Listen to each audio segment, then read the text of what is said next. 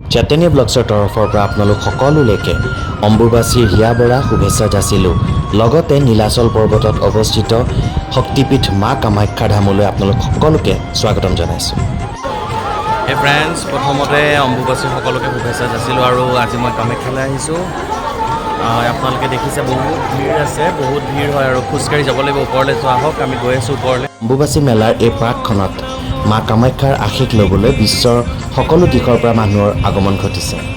আৰু এটা খোজকাঢ়ি আছোঁ ওপৰলৈ নীলাচল পৰ্বতত, যি ৰাস্তা সদায় খালী হৈ থাকে। কিছু ভক্তৰ আগমন দেখা পায়, কিন্তু আজি আপোনালোকে দেখিছে মোৰ বেক চাইডত কিমান ভক্তৰ আগমন ঘটিছে।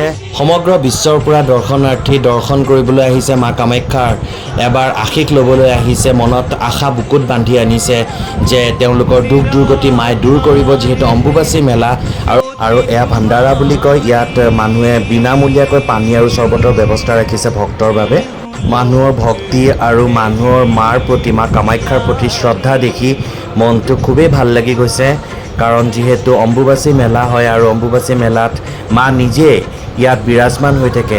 ৫১টা পীঠৰ যি শক্তি, সেই সকলো শক্তি আহি ইয়াত একলগ হৈ পেলাই ইয়াত অম্বুবাচী মেলাত মা জাগ্ৰত হৈ থাকে। গতিকে সকলো দিশৰ পৰা মানুহৰ আগমন ঘটিছে আৰু বহুত বেছি ভিৰৰ মাজতো মানুহে হাৰি যোৱা নাই আৰু মাৰ আশীষ ল'ম বুলি মনত ঠানি আহিছে, যিহেতু ল'বই।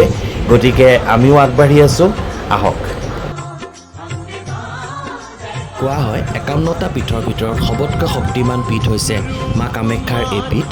আৰু এই পীঠত যোনে ভক্তই মনত যি সপোন আৰু আশা বান্ধি লৈ আহে আৰু সঁচা মনেৰে যদি মাক এবাৰ ভাবি কথাষাৰ কয়, তো মায়ে তেওঁৰ আশা নিশ্চয়কৈ পূৰণ কৰে।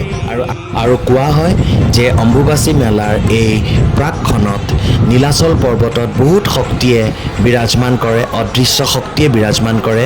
যিবোৰ তান্ত্ৰিক বিদ্যাৰ অধিকাৰী, তেওঁলোকে এই শক্তিবোৰ ভাল কামত ব্যৱহাৰ কৰিবলৈ সক্ষম হয়।